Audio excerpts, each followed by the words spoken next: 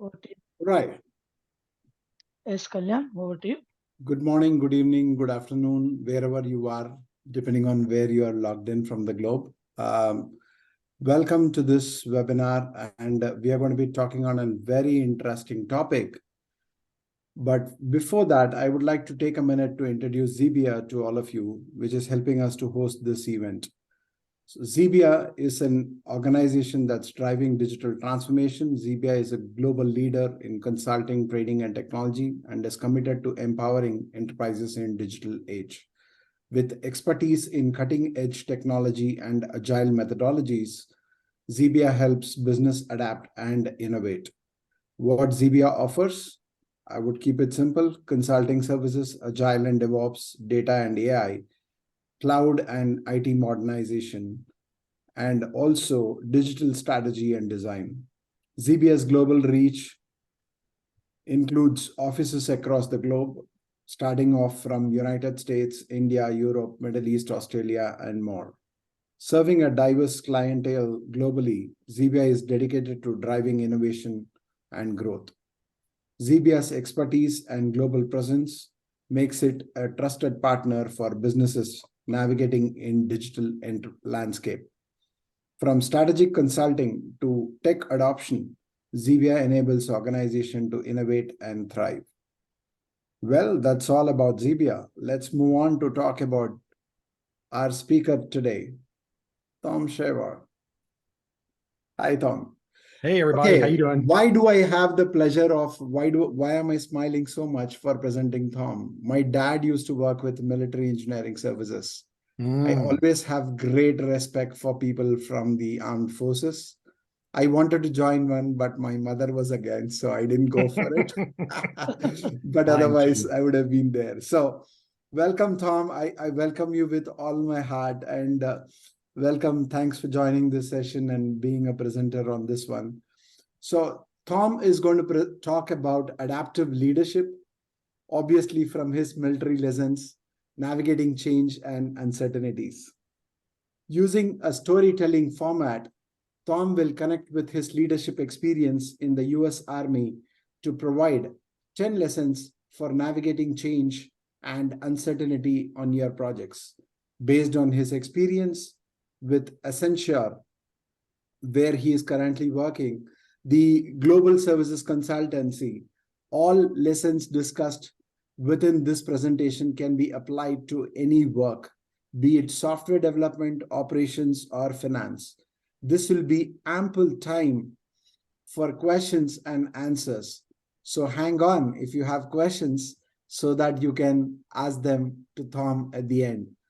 Thom Shavor is an Agile Coach, professional trainer, and professional Scrum Master based in Nashville, Tennessee, here in the US. Thom served several years in the US Army as a combat medic and have 30 plus years of experience in Agile, program and project management, disease surveillance, and epidemiology.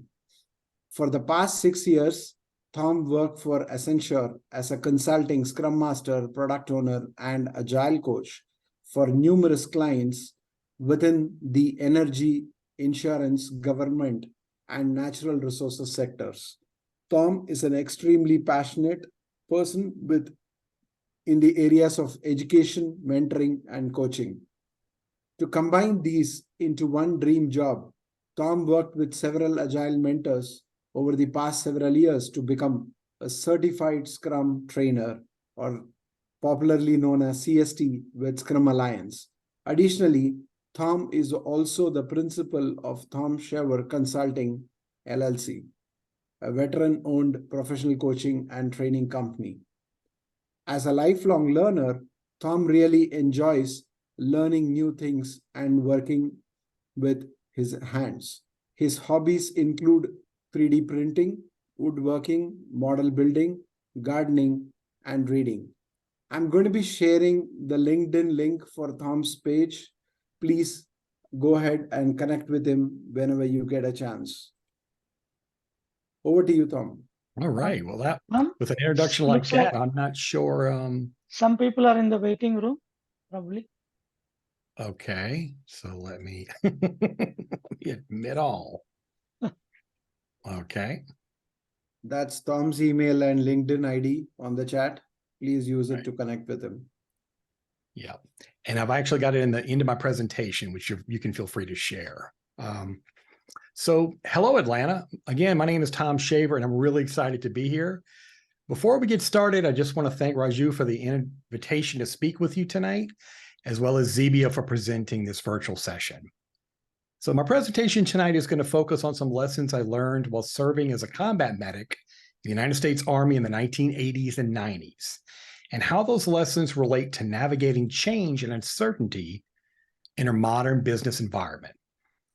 My plan tonight is to give you 10 lessons that can help you all become more adaptive leaders and be better prepared to affect change within your own organizations. Afterwards, we should have some time for questions and answers and to discuss anything else that's on your mind. So without further ado, if I can make this thing work, here we go. All right.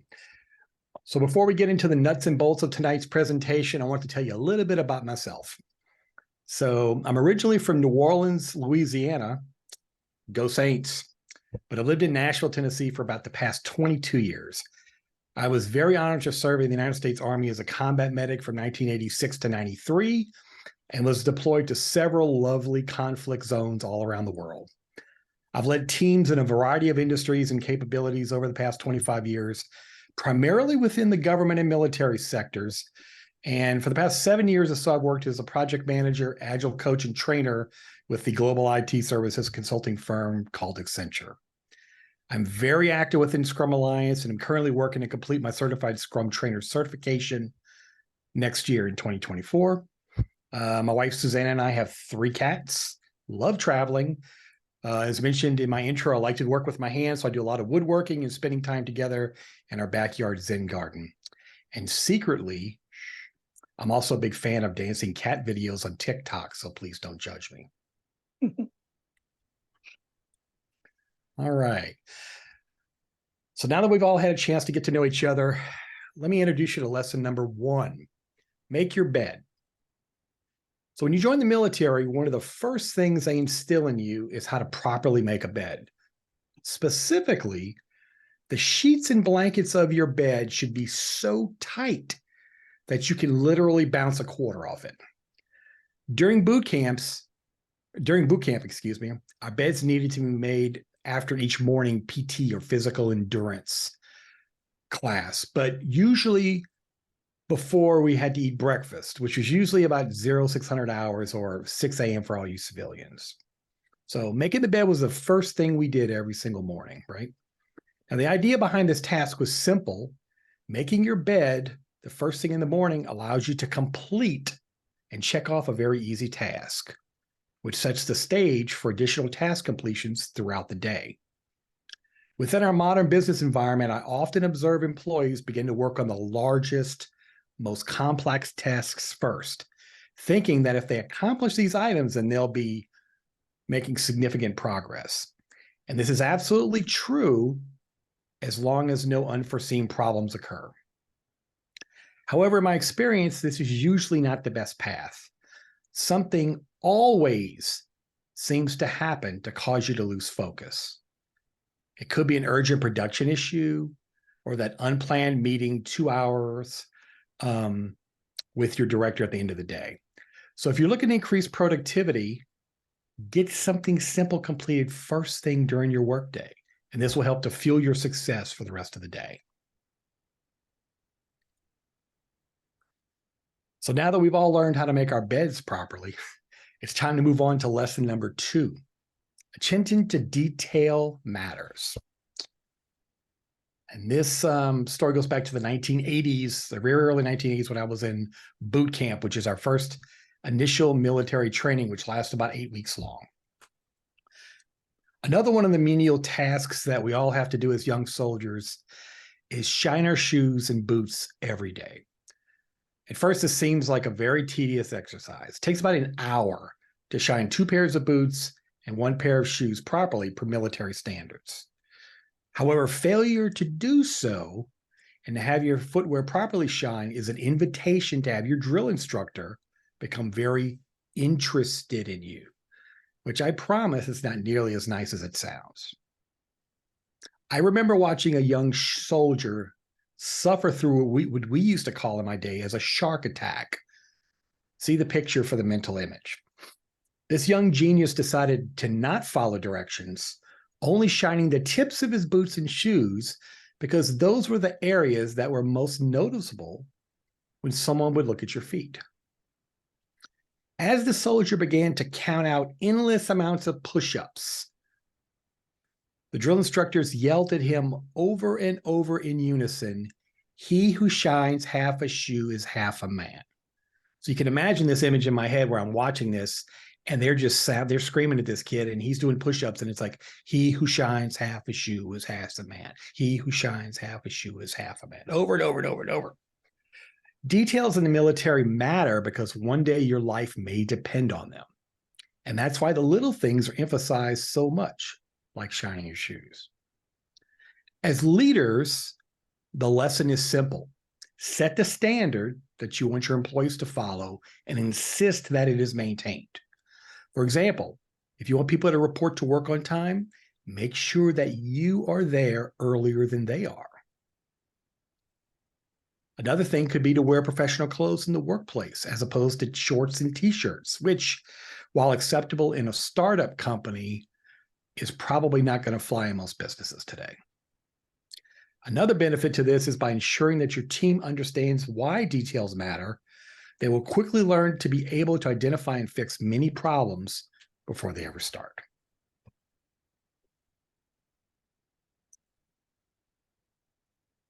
Now, I'm sure that many of you on the call are wondering, hey, why does Thom have a picture of Hormel chili on this slide? Let me explain when we talk about lesson number 3, Murphy's Law. Murphy's Law, simply stated, is that if anything can go wrong, it will go wrong. Now, the story I'm going to tell you goes back to 1992, while I was on a medical mission in the Middle East. I was part of a 5-man patrol that was moving through open desert terrain in a period of about a week or so in the freezing winter cold. And yes, before anybody says anything, it really does get very cold in the desert at night. At this point, we realized we were quickly running out of food and water and would likely need to be resupplied within the next day or so. After a short call on the radio, the Air Force promptly parachuted us in a small pallet of food. So as we opened up this box of food, we quickly discovered that there were really only 2 items in the box. One were several bottles of Paul Newman's own lemonade, and 2, we had a case of Hormel microwavable chili with beans. Now, I'm not sure whether this was an honest mistake or whether the Air Force guys were screwing with us, but trying to eat frozen chili without a way to cook it is like licking on a chili-flavored popsicle.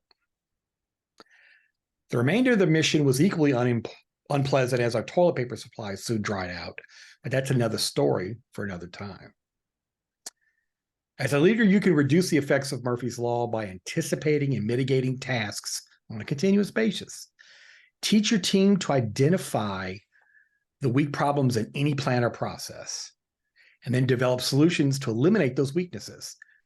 Remember that the flexibility here is the key, because Murphy will find a way to screw up your plans, no matter how well thought out they are.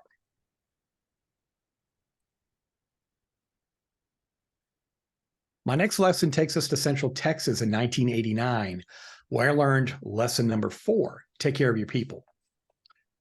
So as a young combat medic, one of the things the Army likes to do is voluntold us to provide medical support during field exercises. Now, for the uninitiated, a field exercise is simply military terminology that means sleeping outside in the colder heat and mud while pretending that you're in a simulated combat environment. It's not very cool, but as the medic, I had a warm tent to see patients in, so I was golden. Now, one bright sunny morning, while watching a platoon of U.S. Marines waiting in line to get their food in the chow line, I observed that their young officer in charge was standing at the very back of the line, allowing his Marines to eat before him. Now, this struck me as really odd because in my experience in the Army until then, officers and senior enlisted always jumped the chow line to eat first before the regular troops, reinforcing that old saying that rank has its privileges, right? I was curious about what I was observing, so I approached this officer later that day and politely asked him why he ate last. And his response to me was both complex and educational. And to paraphrase this, because this is like 35 years ago, he told me, "My job as a leader is to take care of my Marines. And by eating last, I'm demonstrating the importance of their welfare and ensuring that they're properly fed and prepared for the mission." As a young 20-something-year-old kid, that was just mind-blowing, right? To this day, I remember the lesson this young Marine officer gave me, and I've strived to follow his example in every team I coach. As a leader, if you take care of your people, they will take care of you. In my work life experience, I found that most people are generally happy when they have three basic conditions met. They're comfortable, they're well fed, and they're well paid. Make sure as a leader that all three of these things are satisfied in your people, and you'll be surprised how morale can improve in most teams.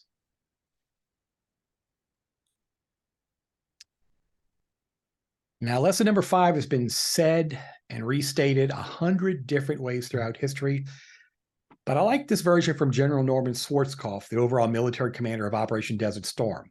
Sweat more in training, bleed less in battle. This story goes back to Panama in the mid-1980s when I was attending the Jungle Expert School. This particular training is extremely difficult, and it's a place where you're taught to make your own shelter, live off the land, forage for food, and survive within an environment that is desperately trying to kill you. During this 2-week training, the environment and the instructors go out of their way to make you miserable. It's hot. Your clothes are constantly wet, so you develop blisters and sores really easily. You have very little food and water, so you have to spend time and energy to forage for that. And it's extremely easy, to become injured. The culmination of this training involves a 10-mile hike in full gear through the jungle. And the purpose of this is very clear. By learning the limits of your endurance and pain thresholds in a relatively controlled environment, it's easier to understand how to survive in combat. So to translate this into a business context is simply this: push your employees to understand the limits of what they can do within their current jobs. Provide them ample opportunities for training and upskilling. Ensure that they have the necessary skills to get the job done when the pressure is on. Correct any deficiencies as quickly as possible, and soon you will develop a team that is truly battle ready when the time comes.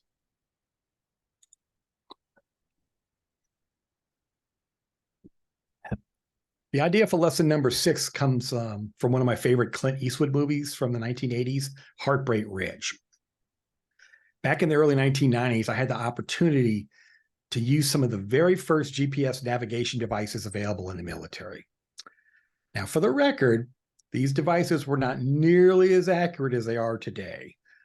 They were only accurate to within, say, 100 meters or so. But back then, that was pretty big stuff. And with a cost of $20,000 each, they were not exactly cost effective. However, for someone whose first computer was a Commodore VIC-20, I thought this technology was pretty sweet. So the idea was that using our new GPS devices, the plan was for my team to set off in a distant location by vehicle using only this new toy as a directional device. Several hours later, as the sun began to set behind the mountains, our very expensive GPS suddenly stopped working. Unaware of where we were or how to proceed, we found a suitable place to stop for the night and just set up camp and went to sleep. After waking up early the next morning, we recognized some strange signs all around our campsite, written in a language that we didn't understand, but had a picture resembling something like a ball with fire coming out of it. After communicating with a local villager using a combination of sign language, facial gestures, our trusty paper map, and a bottle of whiskey as payment, we understood that we had spent the night in an abandoned Soviet minefield. We then carefully packed up, quietly drove away before anything else happened to us. The moral here is that while it's good to have a plan, don't ever be afraid to change or even throw away the plan based on new data. As leaders, get into the habit of creating several backup plans and train your employees to practice creative problem solving as part of your normal SOP or standard operating procedures. You don't have to sleep next to a minefield just because someone tells you to.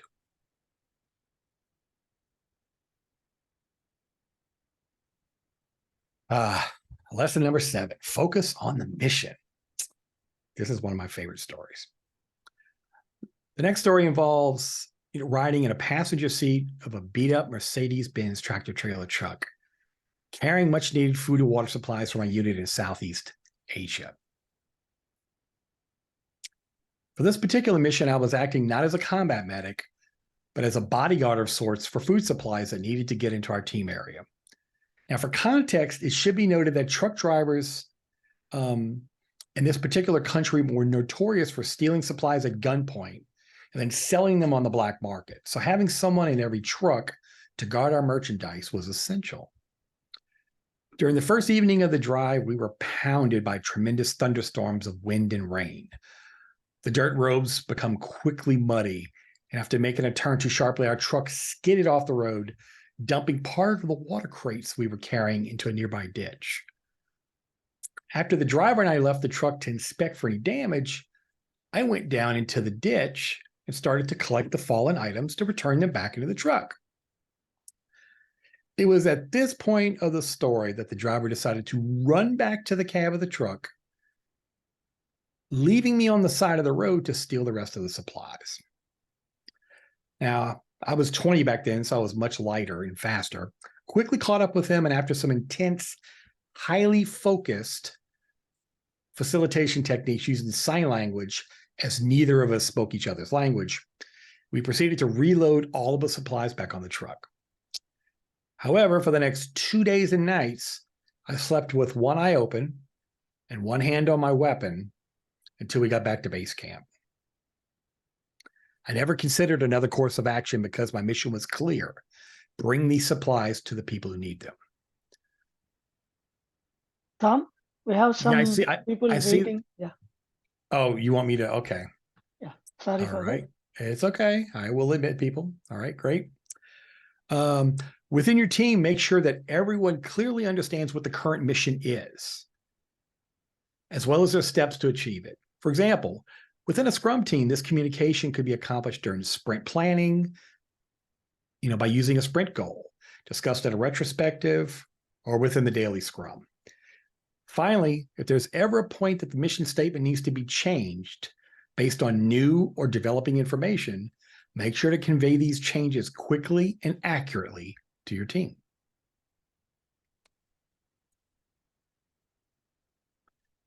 Now, lesson number 8 involves situational awareness. In the latter part of February 1991, coalition forces began to move toward Baghdad, Iraq, in Operation Desert Storm. For the 3 weeks prior to this date, coalition forces heavily bombed Baghdad in order to force the Iraqi Guard forces into submission. My story begins sitting in the back of a truck for 24 hours with other soldiers while we drove to the battle's front lines. On our long, dark, and very bumpy drive into Iraq, we saw hundreds upon hundreds of soldiers dropping their weapons and waving their arm to us in surrender. Most had no winter gear and looked like they were starving. It was honestly one of the strangest moments of my life. 1 minute, I was thinking that we were going to have to fight our way for every inch into Baghdad, to only discover that these soldiers didn't really want to fight anyway. In fact, most of these soldiers were actually young boys and old men we encountered who were kidnapped from local universities and from among the civilian population. Now, it's at this lovely point in the story that one of my young soldiers, who I'm going to name Private Bigelow, decided to take a lovely nighttime picture of those surrounding soldiers as a nice wartime memento. Now, if you've seen this in the movies, you realize that using a flash camera or any type of light at night is a huge no-no because it can introduce enemy sniper fire into your location. One of our senior sergeants quickly asked Private Bigelow to see his camera. And once it touched his hands, he immediately snapped it apart, thus ending the potential threat forever. Now, to apply this lesson within the workplace, you don't need to destroy anyone's camera, but you do need to take time to become aware of your specific environment. Learn to understand what is normal for you and your business process, and thoroughly investigate any variances in your routine. The danger to situational awareness is getting comfortable with the way things are. So make sure that you're taking the time to constantly evaluate what's going on in your life so that you can respond quickly to change.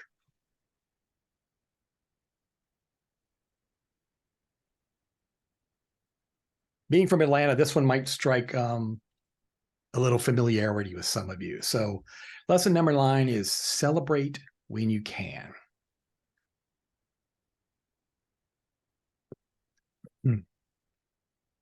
On February 12th, 1991, the 159th MASH, which stands for Mobile Army Surgical Hospital, held an event that was reported in newspapers throughout the United States called Saudi Gras. And no, the word gras is not misspelled. It actually means fat in French for Mardi Gras, Fat Tuesday. Now, most people in the United States, February 12th was just a normal Tuesday. But for this group of Army doctors, nurses, and other medical personnel, this was Mardi Gras Day, a traditionally Roman Catholic holiday in Louisiana that marks the period of 40 days before Easter. Now, the story goes that this was the first time that people in this unit had not been able to experience Mardi Gras back at home in Louisiana, and they were naturally a little homesick. So to ease this pain, soldiers decorated large trucks to resemble Mardi Gras floats. They appointed a king of their parade who was nicknamed King Scud, and Scuds were the missiles that the Iraqi army would shoot at us. And drove around to other military units in the area, tossing out items from Red Cross aid packages such as, sunscreen, lip balm, toilet paper, and candy. According to unsubstantiated rumors, there may or may not have been adult beverages involved. Controversy to this happens to this day. Thanks to a local pharmacy supply of ethyl alcohol combined with an overabundance of Kool-Aid from the mess hall, this is probably a likely thing. But regardless, it would be said that a good time was had by all. As leaders, we have to make sure to take time to celebrate wins with our team.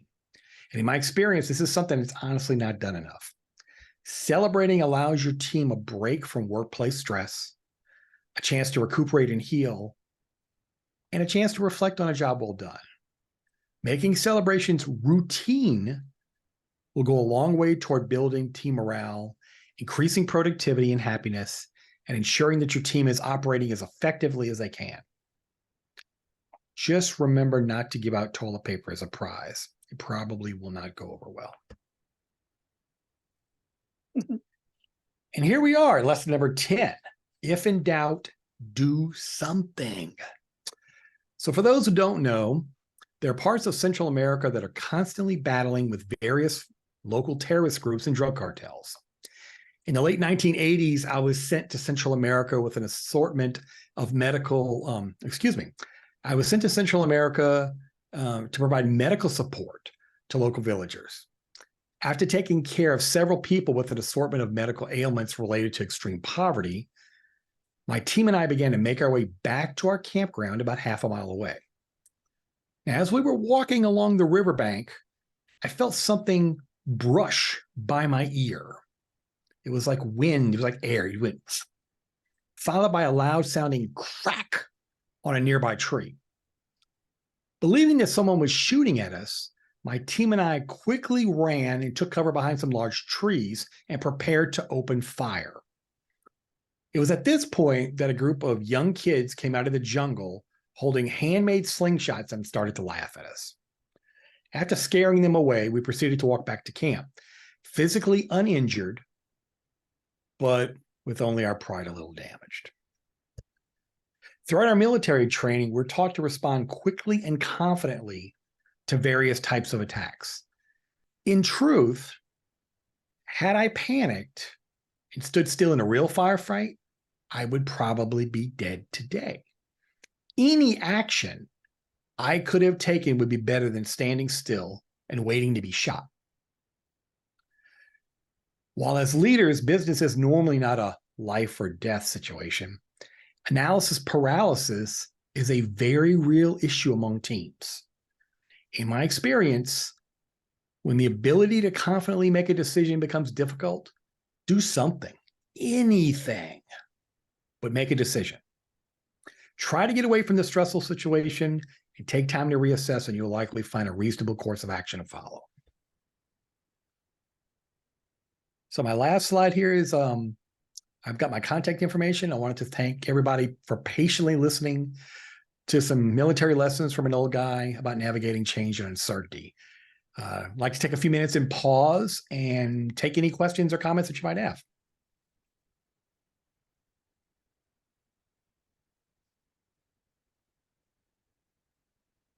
Thank you, Thom, for that wonderful presentation that you've made. And I would like to thank, on behalf of Atlanta Agile community, Zebia, and Raj here as well, who has organized all of this. So thank you so much. And we would like to open up the floor.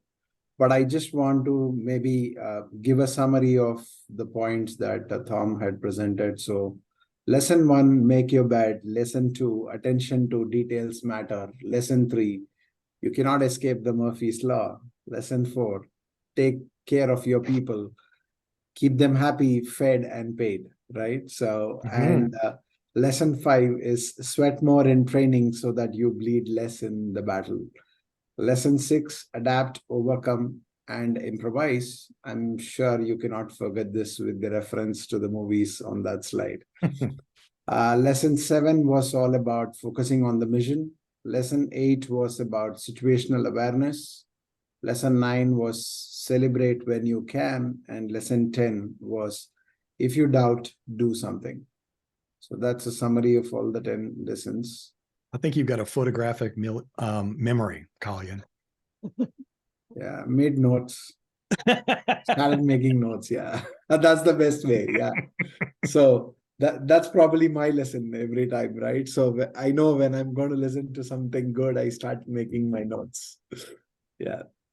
So does anybody have any questions or comments that I can answer, or anything you want to talk about? First thing, Thom, this is really great, I was thinking, what is that you're going to present and things like that. But from the first point itself, when you started talking about, right, like make your bed, and you gave a beautiful thing. People try to tackle the complex thing, thinking that that is a big win or something, but instead small wins give them a lot of confidence. That's quite awesome. So I was really enjoyed this and good points here. So yeah. Probably like what Kalyan did, we can just take these 10 points and share it with our fellow colleagues and people so that they are aware, especially the one which you spoke about, the leaders, right? So the leaders talking about take care of your people, right? Probably when buffet or lunch is open, leader will bring his plate first and stand, and then the team will follow the leader, right? Well, it's and I understand. I mean, what struck me about this story, honestly, was the idea that I'd never seen this before. And, my experience in the Army to this point was that, if you were low in rank, low on the totem pole, you ate in the back. And the big wigs, they jumped the line. They got to eat first. And, if you had some food and it was warm, you got to eat. This was not the case for the U.S. Marines, and it really had a lasting impact on me. And what this young officer told me, and again, I paraphrase it was 35 years ago, but what he told me was essentially what I repeated. And I was just like, wow, this is deep. And it's proven true time and time again over my entire life. If you just take care of your people and whatever they need, they will take care of you. And I mentioned a few things, being, are they comfortable? In the workplace, is the workplace too hot? Is it too cold? Are the lights too bright or not bright enough? I mean, it's not just about being comfortable. It's anything, Are they stressed? Are they having problems at home? Are they dealing with situations that are making it really tough for them to function well in the job? As a leader, you need to deal with that. You need to handle that business and handle it. And you got to take care of that stuff. That's what you've got to do. So help them. And by doing so, you're going to help build morale on a team. It's as simple as that. I remember listening to some of the officers on the military as well. I've spoken to quite a lot since my dad used to work with military engineering services. So many of them have told me, I used to be in India at that time, and many of them have told me that they always call their team home on when they join for lunch or for dinner, so that they can get to know, and they start building the comradeship from there. So it starts with food, and then so they respect everybody as family, and together, and brotherhood is being followed quite seriously, because they say that the only person I can trust when I am in the battlefield is the person to my right and the person to my left. Okay, that's very true. So they say to take care of the border, what do you need to do? You just need to take care of the perimeter between the person on to your left and the person to your right. That's how you take care of the border. Exactly. You don't worry about the entire border, right? So because the rest of the people will do the same in the line. So that's how you take care of and work. And that trust is what helps to go way forward and deliver the results that you are expecting. And I think in the corporate world, the way I see that is teams that eat together stick together, and I've seen that happening.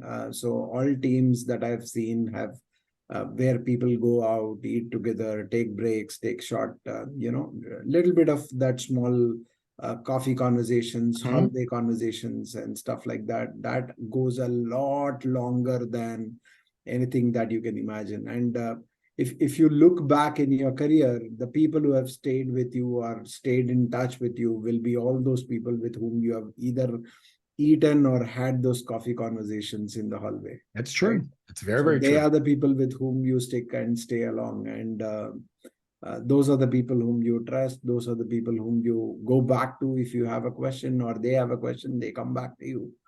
And all of that happens. So I think great lessons from military are always inspiring. It gets you goosebumps when you listen to some of the stories, and it is horrifying and terrific to listen to some part of the stories where sleeping in a midnight and then waking up to know that you are in a full of mines is absolutely that was terrifying. freaky. Yeah, that was that's pretty freaky. Really freaking out. Yeah. Freaking me out actually. When I was just listening, I can't imagine being there, but yeah, even listening was freaking me out. So it's tough. I can definitely. But the mission was to trust the GPS, and that's what we did. But again, they weren't so accurate back then. Even today, GPS takes us to wrong places, right? It takes us somewhere else. Even today, with so much accuracy, they do that. So they are like, yeah, that's true. But I mean, now a GPS is here, right? It's on your phone. I mean, this GPS was the size of a suitcase, a small suitcase, and you had to carry it around with you, and it was only accurate to within 100 meters. And at that time, the civilian population, like no one could buy them. It was only for the military, because they were worried about the enemy being able to have this technology and to be able to use it to drive bombs and that sort of thing, missiles. So it wasn't released, very widely, but.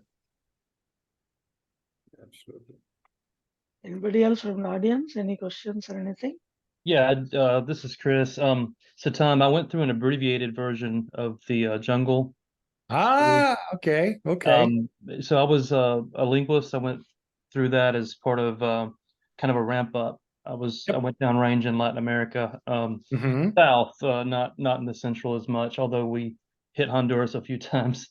But yeah, that was I think what kind of stuck with me about that experience, it was abbreviated. It wasn't the full 21 days, but it felt like longer than it was for sure. And it was completely a mental exercise.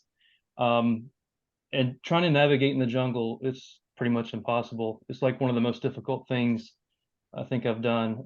And No yeah, but those were, it seems like another lifetime ago for me. The team I was on was pretty high speed. That's a term for, they were very well competent. I was the lowest ranking one. I was just fortunate to be breathing the same air as that team. But and they went on to do some pretty remarkable things, special mission units and things like that. I got out. I actually re-enlisted, and I thought I had played. I'd gamed the system, so you already know how that worked out for me when you think you're winning. But they did some magical keystrokes to get me the slot that I wanted, and it turned out I was a Spanish linguist. They put me in a Russian linguist spot, and I was going to end up washing Humvees and not doing my job. But I was stationed in Panama for 3 years. It was probably some of the, as far as other than having a family and all that, that was like the best time in my entire life, I think. Yeah. Place. Yeah. And people who are, so you know what I'm talking about when I talk about poverty and I talk about things like that. I mean, Central America was rough. Peru was worse. We flew in and literally it was just basically huts. And you go to the airport and you had to bring your own toilet paper from your MRE packet. It was pretty rough. And that was actually the first civilization I had seen, so it wasn't that big of a deal. I was out kind of in the Andean region partially. Was in the Upper Oyaga Valley in the mid-90s, so you already know what I was into. I do. And then, Leticia, all these different sites in the Amazon, and it was pretty hardcore. We got mortared, machine gun coming off in the middle of the night, waking you up when you're on your sleep. So it makes me anxious thinking about it. So, well, I appreciate you sharing that, man. When I was trying to think of these stories, I had a lot more than I could have told, but then I started thinking about it and I was like, well, I don't know if I can tell that story. That's a little rough. So I tried to be as calm as I could with this. And but you know what I'm talking about. I mean, and if people don't know, right? Like it's a low intensity conflict. It's been that way. You mentioned civil wars and narco terrorists. People were getting kidnapped in the areas I was in every week. It wasn't funny. But yeah, that's another lifetime ago. Afterwards, after I got out of the Army, I went through worked for VF Jeanswear, Wrangler and Lee jeans, and so what I had gone through prepared me for everything, and more than prepared me for everything in Mexico and Central America, working in corporate world, right, as an interpreter. But okay, I was trying to tie in the whole military and Wrangler jeans thing, but now I get it. I'm like, oh, okay. Yeah. Well, part of what you have to, you're living on the local economy. At least we did, and so you had to be careful. I had parasites coming from the Amazon. We were living on the local economy, so it's whatever you could scrounge or send yourself. Like I'd send cases of tuna in advance of my plane. You already know the game there, but yeah, it was a great time. I wouldn't trade anything for it. Those experiences. Isn't that weird? Well met, Chris. Nice to meet you, man. Yeah, absolutely. It's a small word, right? So many connections we make. Right? World is a small place. Nice to know. Yep. So it's there are a lot of people that are ex-military, but not nearly enough anymore. I think it's like in Panama too, they have something called black palm, and I'm sure they warned you against that, but that's just a very nasty plant. There's more ants or more types and categories of ants in Panama than anywhere else in the world. So you have to deal with the bugs, and these are big ants. They bite and they bother you. Like it can make you physically sick for a day or two. If you get bit by one of those ants, no joke. And then there's bushmasters. They're like, the snake is nasty snakes. probably Yeah. one of the worst venomous snakes in the world, at least in this hemisphere for sure. But it strikes you so hard it can break bones, and that's not an exaggeration. Yeah. Thom, I don't know if you knew this. Maybe I shouldn't tell you. It probably happened after your little excursion, but Jacques Cousteau's son actually there was a shark attack. Have you heard of that story? I haven't. Tell me real fast. So Jacques Cousteau's son died in the same waters we were swimming in. What? Yeah, so he was diving in that same area where the fresh water meets salt water, and that's where the sharks go to mate, and he just happened to be at the wrong place at the wrong time. Whoa. But that's exactly Sucks. Gatun, that area. That's exactly where we're talking about. Man. Well, I'm glad you made it back safe and sound, man. Oh yeah. You too. Yeah, I hear you. Thanks. So, Right. Awesome. if nothing is there, thank you, everyone. Kalyan, over to you and close the session. Thank you. Thanks, everyone. I would like to once again thank Thom Shavor for taking the time and coming here and presenting his experiences and lessons learned. These were so wonderful and so thought-provoking. Thank you so much for that, for sharing that. You're very welcome. Last but not the least, I would like to thank Raj from Agile Atlanta Agile community and Zebia for helping us present this and host this. Thank you. Thanks, everyone. Thank you for joining. Have a wonderful evening. Don't forget to take back these lessons and use them in your daily life. Thank you so much. Bye-bye. Take care. Bye. Bye.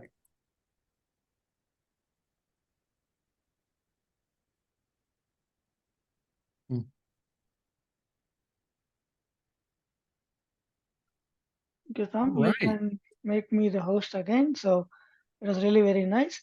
I will share the recording with you once it is Great. done. It's getting done. I will probably trim it little towards the back, and then I'll share it with you. That's fine. How did you think it went? It went very well. Unfortunately, we had less people today, but it was really thought provoking for me. Wonderful points for me. I really enjoyed it. I wish a lot of people come and they learn a lot of things. I mean, there were 10 sweet things. Anyway, we'll see how to take it forward. So, Unconfirmed rumors. Yeah, that was true. Yeah. thank you. And like the other day, we spoke something on your Scrum Alliance, anything that you need to look at the learning objectives or aligning with Scrum Guide, just let me know. Anytime. I will actually. Raju, I actually, so I have to, so I submitted part of my application. I submitted my application for Amsterdam next week, and I didn't make the cut because of a couple of reasons. One was that I had some parts of my handouts that were not strictly Scrum, and I didn't identify them as much. And I was like, ugh. And then the other thing was that they wanted to see me more as a thought leader, which when I asked what a thought leader was in their sense, they said, well, we want you to be doing a lot of presentations and podcasting and blogging. And I said, okay, I get it. YouTube videos, yada, yada, yada. So when you asked me to do this, I was like, oh, okay, well, this is everything they want. So I'm going to, and I love doing talks like this. This was fun. I enjoyed it a lot. So. And this being Scrum Alliance user group, they know it. That's why I started tagging it. I tweeted about this. I tagged you on LinkedIn as well. So we do that so that if this can help you in any way, we are more than happy. And I appreciate that. And I will definitely take you up on the opportunity.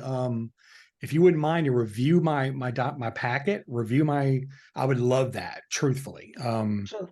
Share it anytime, because I come from scrum.org, but we go only with Scrum Guide, and that has been customized. Talks everything. Speak only that long. Right? So I can definitely look into that. No worries.